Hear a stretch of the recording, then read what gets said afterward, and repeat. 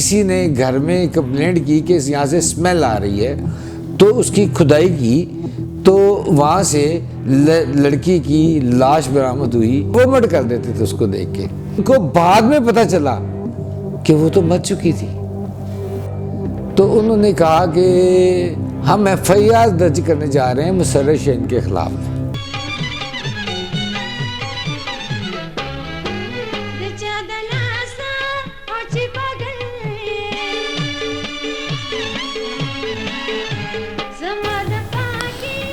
ماضی کی معروف اداکارہ اور پولیٹیشین مسرر شین کے گھر سے لڑکی کی لاش برآمد۔ یہ لاش اس مسرر شین کے گھر کے لان کی کیاری کے اندر دفن کی گئی تھی، اور یہ بتایا گیا کہ جب مالی نے کسی نے گھر میں کمپلینٹ کی کہ یہاں سے اسمیل آ رہی ہے، تو اس کی کھدائی کی تو وہاں سے لڑکی کی لاش برآمد ہوئی جو گل سڑ چکی تھی۔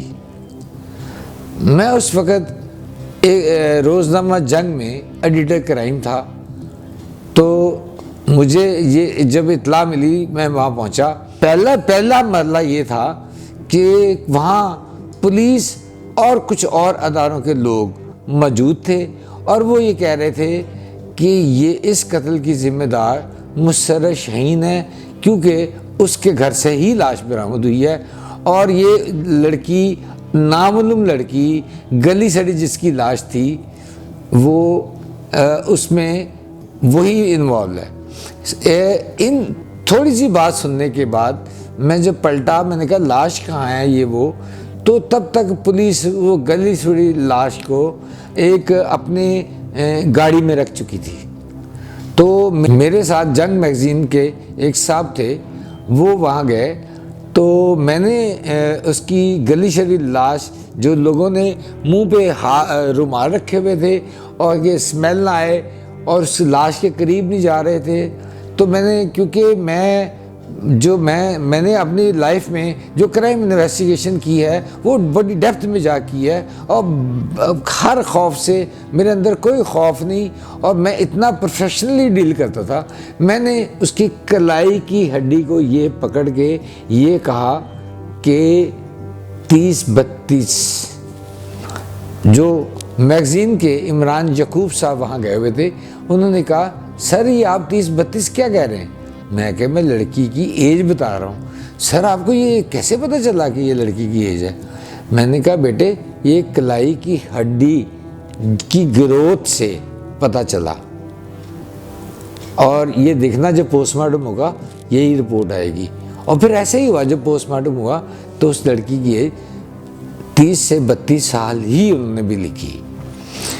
تو اب یہ اور میرے اندر بہت سارے ایسے لوگ تھے جو اس فیلڈ میں تھے، کرائم رپورٹنگ تو کر رہے تھے، لیکن وہ کبھی ڈیڈ باڈی کے قریب نہیں آتے تھے، خاص طور پہ وہ جو ایسی ڈیڈ باڈی یا لاش جو گل سڑ چکی ہو، وہ میں نے تو بہت 2-3 ایسے لوگ بھی تھے جو وومٹ کر دیتے تھے اس کو دیکھ کے، لیکن میں ان لاشوں سے باتیں کرتا تھا۔ میں پھر اسی پہلو پہ آتا ہوں کہ وہ ڈیڈ باڈی جو ہے وہ گلی سڑی، وہ پولیس وین پہ پڑی ہے، اور میں اس کی ایج بتا چکا ہوں، پھر وہ پولیس وین چلی گئی۔ اب مجھے پولیس والوں سے میں نے گفتگو کی، میں نے کہا کیا ہوا؟ تو انہوں نے کہا کہ ہم FIR درج کرنے جا رہے ہیں مسرر شین کے خلاف۔ اس میں 2 پہلو تھے۔ ایک انہوں نے کہا کہ جس کے گھر سے لاش برآمد ہو تو یہ اس کو اپنی صفائی خود دینی پڑتی ہے کہ یہ مرڈر میں نے نہیں کیا، کیونکہ ہماری انویسٹیگیشن یا ہمارا قانون یہ کہتا ہے کہ جس کے گھر سے لاش برآمد ہو وہی قاتل ہے، یا وہ قاتل کا نام بتائے یا اس کے علم میں بات ہوگی۔ میں نے جا کے دیکھا تو مسرر شین اپنے ڈرائنگ روم میں بہت پریشان اور اپسٹ کھڑی تھی۔ وہاں کسی ایک اور ادارے کے لوگ بھی وہاں موجود تھے، وہ باتیں کر رہے تھے، اور پولیس کے DSP تھے تب گل عباس وہاں، انہوں نے کہا کہ آپ پیچھے ہٹ جائیں، آپ اس میں کیا تلاش کریں گے، کیس کلیئر ہے، مسرر شین کے گھر سے لاش برآمد ہوئی ہے اور یہ اس کے گھر میں کچھ لڑکیاں آتی ہوں گی اور وہاں ان کا کوئی جھگڑا ہوگا, اس کو مار کے یہاں پھینک دیا انہوں نے, جو وہ مر گئی تو اس میں وہ جو کچی زمین تھی اس میں گاڑ کے اوپر مٹی ڈال دی. میں نے مسرت شہین سے جا کے گفتگو کی تو اس سے گفتگو کرتے کرتے اس نے بہت ساری, اس نے کہا کہ مجھے پتہ ہی نہیں ہے. اس نے پہلی دفعہ یہ بتایا, کہتی میں پولیس کو بتا چکی ہوں اور اداروں کے لوگوں کو بتا چکی ہوں کہ میں تو یہاں تھی نہیں, میں تو 6 ماہ یا اس سے زیادہ عرصہ میں اس گھر میں تھی نہیں. اس گھر میں میں صرف وہ ایک چوکیدار اور ملازم تھا. اب گھر کی لوکیشن کیا ہوتی ہے؟ گھر ہے کہ بہت ایم عالم روڈ پہ رائٹ سائڈ پہ اندر جا کے ایک بہت بڑی کوٹھی ہے, اس کے اندر ایک بہت بڑا لان ہے اور لان کے پیچھے جائیں تو ایک گلی ہے, گلی سے گزر کے جائیں تو بیک پہ سرونٹ کوارٹر ہے اور لیفٹ سائڈ پہ وہ گھر شروع ہوتا ہے جو بہت خوبصورت, اس کا ڈرائنگ روم بڑا اچھا سیٹ اپ, سارا کچھ. تو مسرت شہین نے جب یہ کہا کہ میں یہاں تھی نہیں تو میں نے پولیس والوں کو کہا کہ وہ تو یہ کہہ رہی ہے کہ میں یہاں تھی نہیں, جو یہاں تھی نہیں تو وہ کیسے ہو سکتی, اس کے علم میں کیسے آ سکتا ہے. تو انہوں نے مجھے یہ کہنا نہیں چاہیے, میں نے کبھی اس طرح سوچا بھی نہیں ہے, لیکن میں آج کہنے پہ مجبور ہوں کہ انہوں نے کہا کہ آپ کو نہیں پتا نا کہ یہ مسرت شہین اور ایسے لوگ کس طرح کے ہوتے ہیں, ان کے گھروں میں کال گرلز آتی ہیں, یہ لوگوں سے ملاقاتیں کرواتے ہیں, ہو سکتا ہے یہاں شرابیں پی جاتی ہیں, ہو سکتا ہے کہ اسی دوران کوئی لڑکی مر گئی ہو اور پھر اس نے گاڑ دیا ہو. سارا کچھ مسرت شہین کے علم میں ہے, ہمیں ایف آئی آر درج کرنے تھے. تو بہت ساری ڈبیٹ کے بعد میں نے کہا کہ مجھے تھوڑی مہلت دے دیں, ابھی ایف آئی آر دیں. میں نے چودھری گل عباس جو ڈی ایس پی تھے ان سے میں نے کہا خدا کے لیے مجھے تھوڑی سی مہلت دے دیں کہ میں تھوڑی اپنا ذہن بھی لڑا لوں, اگر میں کچھ نہ کر سکا تو آپ اس کو اسی کے خلاف ایف آئی آر درج کر دیں. تو خیر کیونکہ ان کو پتہ تھا کہ میں کس ٹیمپرامنٹ کا آدمی ہوں, میں کس طرح کا آدمی ہوں, میری انویسٹیگیشن کا طریقہ کیا ہے, میں اس سے پہلے کئی بلائنڈ مرڈر اور ایسے کیس ٹریس کر چکا تھا, اس لیے شاید انہوں نے مجھ پہ اعتماد کیا اور میں اس سٹوری کے اندر چلا گیا. یہ میں آپ کو بتانا چاہتا ہوں کہ جب بھی کوئی ایسا واقعہ ہو تو تفتیش ہو تو اس میں سب پہ شک کیا جاتا ہے اور تمام پہلوؤں پہ کو مد نظر رکھا جاتا ہے. پھر آہستہ آہستہ ایک پہلو پہ نظر دوڑائی جاتی ہے اور پھر اگر اس میں کچھ نظر نہیں آتا پھر رول آؤٹ کر دیا جاتا ہے, پھر دوسرے پہلو پہ آ جاتے ہیں, پھر فائنلی آپ کو وہ لائن مل جاتی ہے انویسٹیگیشن کی جہاں آپ وہ سیدھی وہ ایسی ایک ٹریک ہوتا ہے یا ایسا ایک راستہ ہوتا ہے جو سیدھا ملزم تک لے کے جاتا ہے. تو اس کیس میں بھی ایسا ہوا کہ میں نے کہا مجھے مہلت دیں. تو میں نے جب پتہ کیا تو واقعی مسرت شہین وہاں نہیں تھی, ان دنوں وہاں نہیں تھی, اس گھر میں نہیں تھی, اور گھر میں ایک چوکیدار تھا اور کوئی اور شخص نہیں تھا. اگر مسرت شہین وہاں نہیں تھی اور چوکیدار ہی تھا تو یہ بات بالکل اس سے انویسٹیگیشن سے نکل جاتی ہے کہ مسرت شہین کے علم میں ہوگا یا کوئی اور لڑکیوں کا وہاں آنا جانا ہوگا.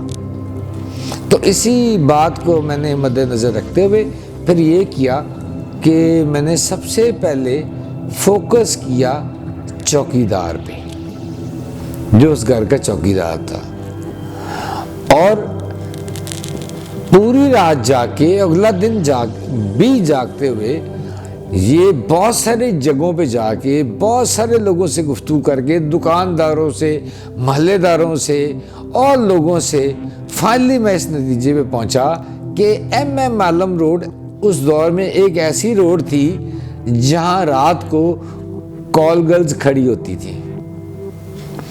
تو یہ بات یہ پھر سامنے آئی کہ میں نے چوکیدار یا اس بندے سے جب پوچھنا شروع کیا اور پوچھتے وہ اس نے کہا کہ میرے علم میں نہیں. میں نے کہا ہم پھر ایسا کرتے ہیں انویسٹیگیشن میں، میرا خاص طریقہ کار ہے کہ پھر بلائنڈ بھی ہم کھیلتے ہیں.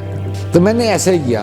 میں نے انہیں کہا کہ یہ جو ہے میرے علم میں آیا ہے کہ آپ نے بعض سڑک سے کوئی لڑکی لے کے اندر آئے ہیں. انہوں نے کہا نہیں. کافی پوری رات وہ انکار کرتا گیا، اور اگلے دن شام کو بالآخر وہ بریک ہوا، مینٹلی بریک ہوا. میں بھی جاگ رہا تھا، وہ بھی جاگ رہا تھا، اور 2 راتیں دن اور رات جاگ کے ایک سٹیج پہ آ کے وہ بریک ہو گیا. اور بریک ہونے کے بعد اس نے اتنی خوفناک بات بتائی کہ کوئی عام انسان سنے اس پہ لرزہ طاری ہو جائے. اس نے بتایا کہ لڑکی کو باہر سڑک سے ہائر کیا تھا، اس نے کال گرل کو پیسے دے کے بلایا تھا، اور اس سے وہ زیادتی یا ریپ کا اس کا تھا ایشو تھا. تو وہاں اس کا ایک دوست بھی آ گیا. تو 2 جب آئے تو ان کا آپس میں اس لڑکی نے کہا کہ نہیں، بات ایک کی ہوئی تھی. یہ افسوسناک پہلو ہے سوسائٹی کا کہ ہماری سوسائٹی میں ایسی سٹیج بھی آ جاتی ہے کہ جب ایک خاتون یا ایک کوئی اپنا جسم بیچنے پہ مجبور ہو. یہ خوفناک ہے. یہ سوسائٹی کا فائبر بریک ہو گیا ہے. اور اس نے جو اگلی بات بتائی وہ رونگٹے کھڑے کر دینے والی بات ہے.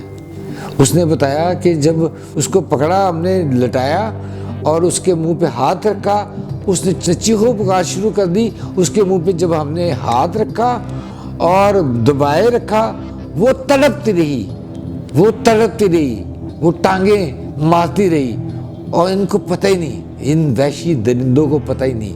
اس نے پاؤں پکڑے ہوئے تھے، ایک نے، دوسرے نے گلا پکڑا ہوا تھا. ان کو بعد میں پتہ چلا کہ وہ تو مر چکی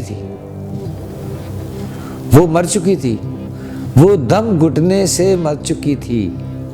ان ظالموں، ان درندوں نے اس بچی کو مار دیا، قتل کر دیا. اور اس نے بتایا کہ جب ہمیں یہ پتہ چلا کہ یہ تو مر گئی ہے تو پھر ہم ڈر گئے. پھر لان کے ساتھ رائٹ سائڈ پہ ایک کیاری، وہاں اس کو کھودا گیا، کھود کے اس لڑکی کی لاش کو وہاں دفن کیا. اب جہاں سے یہ کیس شروع ہوتا ہے وہ یہ ہے مسرت شہین، جس پہ پہلا شک جاتا تھا. اس لیے شک جاتا تھا کہ اس کی فیملی قبائلی، وہ جلال آباد افغانستان سے مائیگریٹ ہو کے آئی تھی، اور وہ جنگ و جدل کی عادی تھی. ان کے قتل ہو چکے تھے کئی، اور اس 14 سال کی لڑکی نے خاندان سے بغاوت کرتے ہوئے ایک اس انڈسٹری میں قدم رکھا تھا. اب اس کی قبائلی بیک گراؤنڈ کی وجہ سے، اور یا اس کی پاس ہسٹری کی وجہ سے، اس کی خاندانی پس منظر میں پولیس کی یہ رائے تھی کہ یہ اس کے علم میں ہوگا یا اس نے قتل کیا ہوگا. لیکن جب اس بندے نے یہ بات بتائی تو یہ تو ہلا دینے والی بات تھی. اور پھر اس کو جب دفن کر دیا انہوں نے، دفن کرنے کے بعد وہ کہتا ہے کہ ہم چلے گئے. وہ ایک دوست اس کا چلا گیا، چوکیدار صاحب وہاں رہے. تو جب ملزموں نے یہ انکشاف کیا تو پھر میں نے پولیس کو بتایا، اور پولیس نے بھی ان سے جب پوچھا، پولیس کے سامنے انکشاف ہوا، تو پھر پولیس نے گرفتار کر کے ان کے خلاف 302 کی ایف آئی آر درج کی. اگر میں اس کیس میں انوالو نہ ہوتا تو میں بھی جو پولیس کی پہلے رائے تھی مسرت شہین کے خلاف، یہ 302 کی ایف آئی آر درج ہو جاتی، یا کوئی اور بے گناہوں کے خلاف یہ ایف آئی آر درج ہو جاتی. اور پولیس جو ہے، آپ کو پتہ ہے کہ یہ ہماری سوسائٹی میں کیا ہے، یا لاہور میں کیا ہوتا ہے، یا اور شہروں میں پولیس کیا کرتی ہے کہ وہ کیس کلوز کرنے کے چکر میں ہوتی ہے. انہوں نے اس کیس کو کلوز کر دینا تھا. کسی کے خلاف، کسی کو بھی پکڑ کے اس کے خلاف ایف آئی آر دے کے یا اس کو گرفتار کر کے یہ کیس کلوز ہو جانا تھا. اور اس طرح وہ جو لڑکی پتہ نہیں کن حالات کا شکار ہو کے اپنا جسم درندوں کے حوالے کرنے پہ مجبور ہوئی تھی. ایسی اور بھی بہت سی لڑکیاں، نہ جانے کہ ان کے ساتھ کیا ہوتا ہے، یا اس کو بھی شاید، وہ تو مر گئی لیکن جب اصل ملزم پکڑے گئے، اکیوز پکڑے گئے، تو ان کو انصاف ملا، اس کو انصاف ملا، وہ تو مر گئی، وہ تو واپس نہیں آ سکتی، لیکن آفٹر آل ان کو انصاف تو ملا نا۔